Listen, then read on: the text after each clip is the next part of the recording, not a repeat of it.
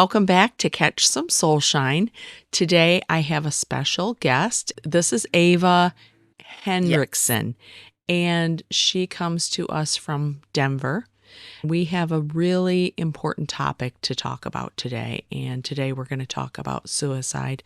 Ava lost her beautiful son, Adam, to suicide, and she's brave enough to share that with us. I know about suicide, and I haven't personally been touched by it, but I do know the same as addiction.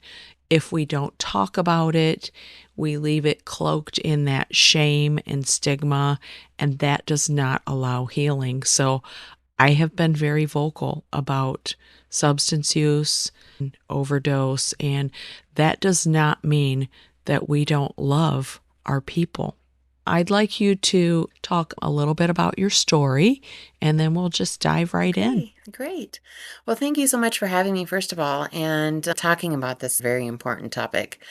I lost my son in 2020. He was in the army, stationed over in Germany, which was his dream. He re-enlisted in the army so that he could go to Germany. They had told him when he originally joined, they said, you can pick your duty station when you re-enlist. So he was super excited to go to Germany. And he didn't want to go there alone, so he actually got married shortly before to a girl from our hometown. He was stationed in Texas at Fort Hood for 4 years before Germany, and he married a girl from our hometown, took her to Germany too, and that marriage didn't work out. Boy, he was 3 or so at the time, and Adam was really sad that he wouldn't be able to see him anymore because she went back home to the States. I had talked to him about his mental health at that time, checking in, how are you doing? He had told me he wasn't doing great, and this was before COVID. I had suggested he maybe do some therapy online, which was kind of a new thing then, but he told me that he didn't want to go to the army doctors for mental health problems. He said that he just didn't really trust them, and so he didn't look into online therapy at that time either, but it was about 8 months later that I got a knock on my door at midnight, and it was a army chaplain and a notification officer, and right when I opened the door, I knew something was terribly wrong. The chaplain and the notification officer actually went to my sister's house to get me. That's where I was living when my son first joined the army, so they had me at that address. My sister didn't know my new address, but said, I'll drive you over there. The chaplain and the officer followed her to my house, and I had heard a knock on the door, but it was midnight, and I just didn't register. And then my phone was ringing, and it was my brother-in-law. And I was like, why would he be calling me this late? I didn't really want to answer it. I was tired. I was getting ready to go to sleep. And then I thought, well, this is just too strange. I better answer this. So I did. And he was saying, you need to go downstairs and answer the door. And I said, why? He said, I just need you to go answer the door. I got out of bed and I'm walking towards the door down the stairs. I thought it was some pleasant surprise or something. But his voice was very low and soothing. I guess in hindsight, tell that something wasn't right. But anyway, I opened the door. The first thing that escaped my lips was a swear word. And the chaplain said, are you Ava Henrickson? And he said, can we come in? We need to talk to you. And so they came in, and the chaplain told me that Adam had died. And I said, what happened? And he said, he died by hanging. And I absolutely could not believe that. I just couldn't believe it. It's that initial part of grief where it's just shock and you don't believe anything. And then the notification officer barked out some things to me of his death, notifying me of the death, basically, officially. And then my sister came in shortly after that, so I had her there. I had to call my daughter and tell her. They were a year apart, my son and my daughter. She lived in California at the time, and she was absolutely devastated. That was a very, very difficult phone call to make. That was September 10th, 2020, which is actually International Suicide Awareness Day. I later found since then, it's been quite a journey of grief and coming back to not the same person, not myself, but a new person that is now my. Right. And it's been a lot of growth, a lot of healing, a lot of work, and I'm in a really good place now. Our stories are different, but I see so many similarities. Like Brad, my son was in Mm. Florida, and I got a phone call from a police officer while I was at work. Boy. And I just like, they just called me at Yeah. work. I picked up the phone and they said, "Are you Dawn Beauvais, Bradley's mother?" And I said, "Yes." I still remember that Yeah. phone call, the shock and the disbelief because I had just talked to him, and the gamut of emotions that your brain goes through, and you have that shock. And that's really one of the important things I wanted to talk to you about too, is the fact that it's not like they died accidentally or from a car accident. There's a certain amount of blame. I became a huge advocate for naloxone distribution, meeting people where they are and talking to people, and really had a keyboard warrior, I'll call them, say to me that my son chose to stick that needle in his arm. And I'm telling you, I have developed very tough skin. You have to teach people how to treat you in this situation, Yeah. and so the burden becomes on Yes. you to, Right. educate and Right. stuff. It's another thing you have to carry, "Let me help you help me," Mhm. and that's just the initial part of it. I think people, as they become more aware or used to the idea or whatever, they're getting better. And I think it's good to teach people. That's a part of healthy boundaries. Talk about your person without it being weird, without it being, like you said, with the Right. stigma and all of that, is Right. such a breath of fresh air to me when I can talk to Yes. people and they ask about Adam. I Mhm. recently was back home and my brother-in-law's parents were at this cabin we were at and we were playing games. His father started talking about something and I chimed in with a story about my son. He, got a lot of speeding tickets, I think was what I was talking about. And it's a funny story because he had 9 speeding tickets by the time he graduated from high school. And so I just went on about my story and talking about him, and he then turned to me and he said, "Thank you for talking about him." And I said, "Well, thank you for listening, Mhm. and thank you Yeah. for thanking me." That was a weird thought to me at the time because I said, "Of course I'm gonna talk about him because my love for him is still there, the stories are still there, the memories are still there, all of that is still there. Nothing has changed." I feel Exactly. like I feel like a lot of people don't wanna bring it up because they think they're gonna make you cry, and I'm like, If I cry, I cry." I am grateful for you bringing it up and talking about him because he was here and he did matter and his stories are important and I wanna share them. When we talk about suicide in particular, I think there's a misconception that people, and I think it's really important, especially now that we are talking about this. I honor your courage and I honor you for being here. There's an increase in young males committing suicide. And one of the misconceptions, I think, is people believe, well, didn't you see the signs? I mean, you should have done this, or maybe you could have done this, almost shaming the family. How did you deal with that? For me, it was really interesting. I have a little bit of a different perspective because my brother also died by suicide at around the same age, at the same time of year. It was a very similar situation, and my family went through that stigma when I was 16, so 34 years ago.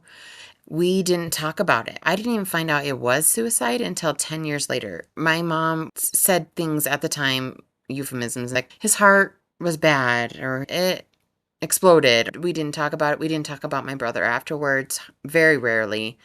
She felt very ashamed and guilty. She was supposed to go over to his house and help him with something, and she didn't.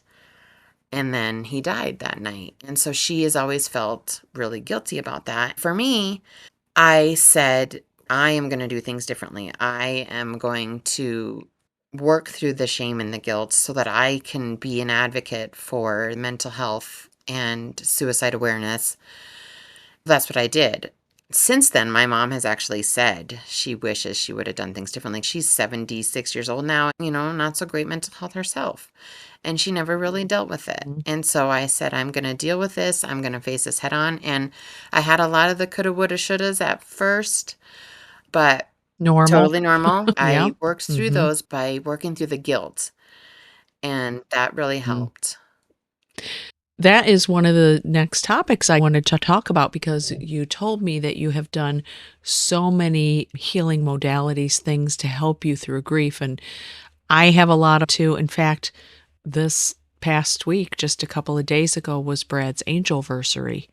And I always post a memory video of him on Facebook. It just brings up so many emotions, even though it's been 9 years since he passed. One of the things that I do is a technique, free flow writing, and I call it glow writing because I'll go back and look over what I've written.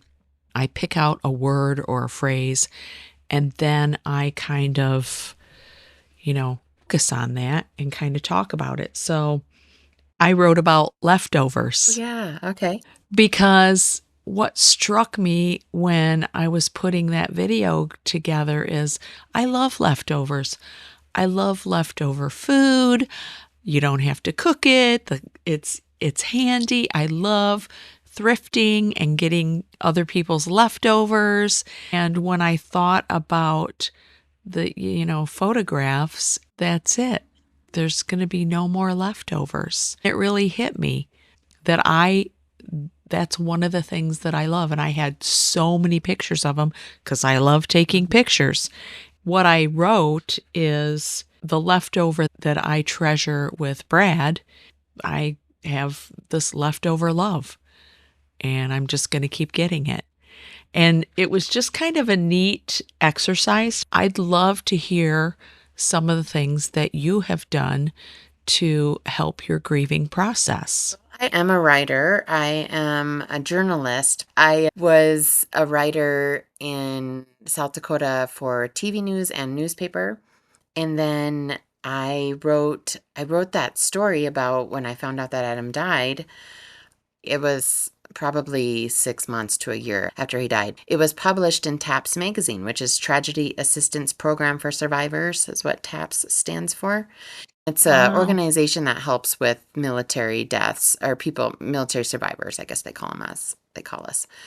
So then I had built a relationship with the editor of that magazine and wrote another story about my casualty assistance officer who helped me when Adam had died. And that's the liaison between me and the Army. He was an amazing friend. He's still like a family member to this day. They published that story in their summer edition. I'm working on a third story that has to do with my next outlet, which is photography. Adam was also a huge photographer. And I was able to get a gallery show where I had his photography and my photography next to each other, and we had a very similar eye in a lot of our pictures. And so they're similar in perspective, or they're similar in, subject, or, different ways that we had this similar eye. And so I was able to do this art exhibit, and it was called Echoes of Earth: A Mother and Son's Parallel Perspectives. Oh my gosh, that is It was incredible. it was That. pictures from he took a lot of pictures in Europe, so a lot of pictures from Norway and Germany and France and Italy, and a lot from Norway. That's where he took a lot of really beautiful pictures. And then mine were more South Dakota, Colorado, also beautiful pictures Mhm. of beautiful places. Mhm. And so that is another thing I do. I also paint. I love painting. I have a style of aspen Mhm. trees I paint, and it's the same style.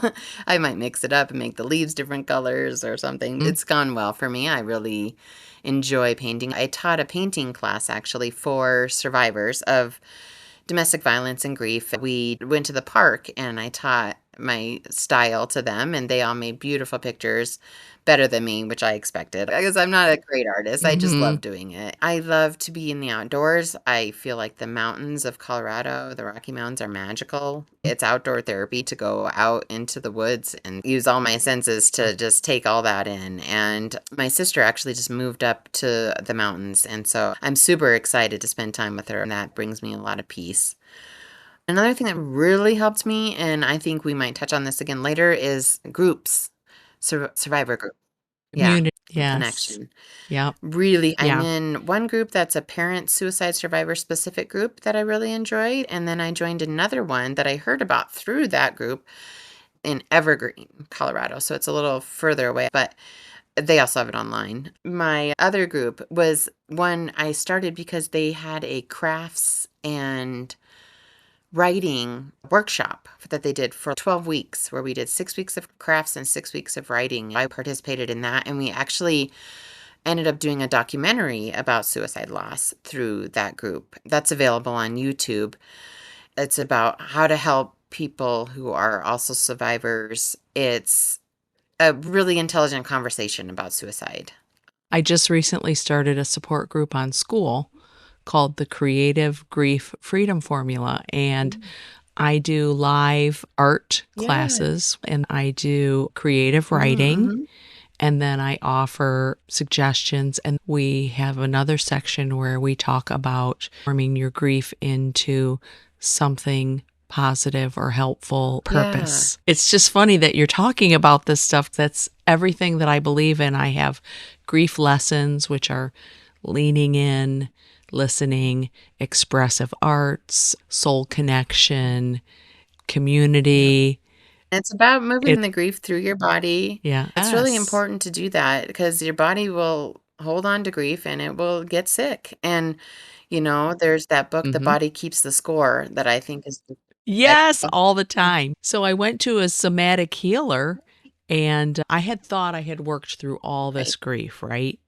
And I'm doing really well, I feel good. And then he did this exercise with me, and it was like, holy crap, I did not realize that I was still holding on to that little tiny bit of guilt. Oh, yeah.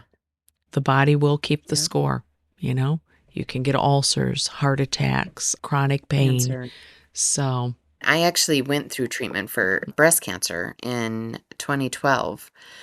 It took a while to figure out that there's some genetic components, but that it's likely related to all the stress. I was a single mom. I raised my kids yeah, alone. I had yeah, no support financially or mentally or anything. And that's how my body kept that score. absolutely. So crazy that we have so many Yeah, there's a reason why we were yeah. connected. I think the Mhm. person who connected us saw that. I recently took training to be a peer mentor through the TAPS program.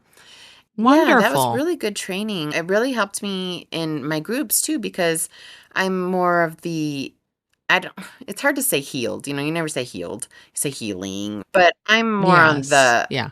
other end of the healing spectrum than a lot of them because there's a lot of new people and stuff. So you're I look at it like it's a yeah. transition. You've transformed your grief because I truly believe that people say you get through grief, you move past it. There's some other Yeah. expressions.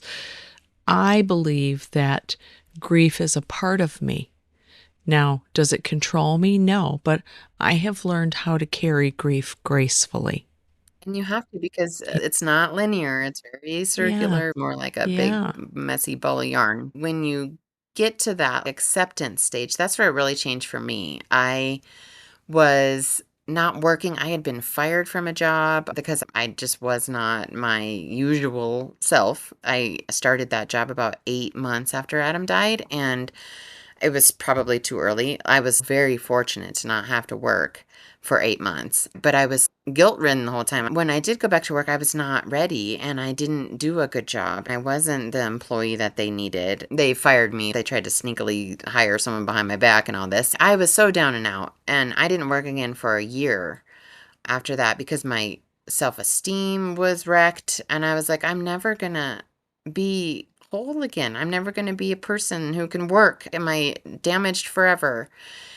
And that year off, I was able to do a lot of things, like continue with the groups. I ended up getting a job back in law, and I worked for a solo attorney who I had worked for before. And she had always been very good about giving me compliments and feedback and everything. When I started back with her, she was so happy to have me back, first of all. And then, second of all, She gave me lots of bonuses and lots of praise and just was really good to me. And that really helped me get my confidence back, because you lose confidence for sure when you lose someone to suicide, because you lose confidence in yourself. Could I have done something? All of that. That's all very common too.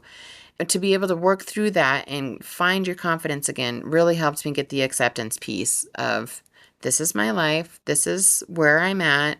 I got to meet myself where I'm at. How can I meet other people where they're at if I Yeah. can't even meet myself where I'm at? And this is where I'm at.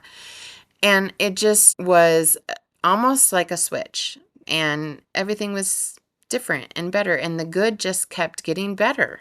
I changed my mindset. I used to be a pretty negative person, and now I'm a much more positive person. I think more positively. I do more positively, and I get more Yeah. positivity. I do believe that grief, when you get to grief, there's a fork in the road.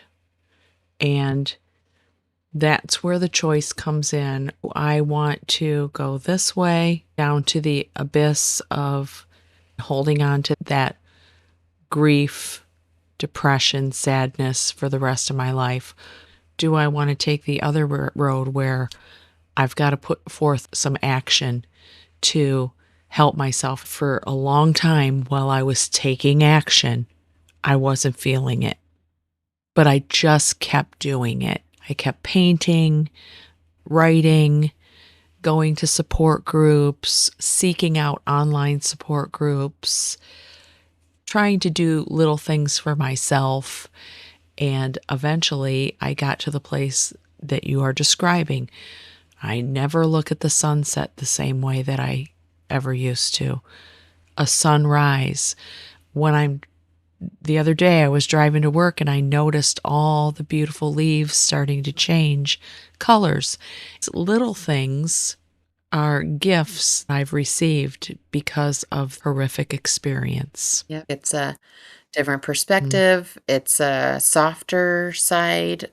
I'm not as argumentative about spirituality and religion and different things. Now I'm just like, you do Yeah. you and I'll do me. My beliefs Mhm. are very personal and strong. I understand you have your own strong beliefs too. Like I said, it's just a softer era. For Enjoy, sure. stop and Yes. enjoy the roses and do all these things that I rushed through before, because I know how precious life is now. I want to close with is, if you know somebody that is having a rough time or you yourself are feeling that way, I just want to offer hope, because although you may not feel like you're ever going to transition this heaviness that you're feeling in life right now, with baby steps, it does get better. I hope, if you're listening, that you've heard what Ava said and what I've said. Despite these tragedies that we've lived through, life is pretty darn good. The only way out is And through. absolutely. And I did the Suicide Crisis Lifeline 988. So if you know of anybody that is struggling, encourage them to use that resource or talk to them. Remember people saying, just call me if you need something. And I know when you're in that deep, dark hole, it's really hard to call somebody. Reach out and talk to somebody that may be struggling. Offer a phone call. Go get them out and take them out to lunch or do something. There are also crisis lines in different states that you can call. I have used the Colorado crisis line, and very helpful. They can get you seen if you need to be seen, or they can just listen if you need someone to talk to. They can be sure that you're taken care of and safe, and that you're going to be safe. And be open and honest about your mental health. Don't be afraid to tell your doctor you're not feeling well or you're having thoughts of suicide, because they can help you. There is help. It's not a hopeless situation when you're having suicidal ideation. I've had it. I have attempted suicide, so I can tell you that gets better too. Life is worth living and people need. Thank you for Yeah, sharing. thank you. Really powerful. I do want to invite anybody that's listening. I am having my own retreat November 15th in Sarasota. It's a 12-hour cram pack full day. If you can't make it to Sarasota, I'm going to offer an online version. So I will have that link down in the show notes. Do you have something for people to reach out to you? Yeah, I actually have a website. It's my name. It's avahenrickson.com. Thank you so much for being here and, go out and catch some soul shine. For sure.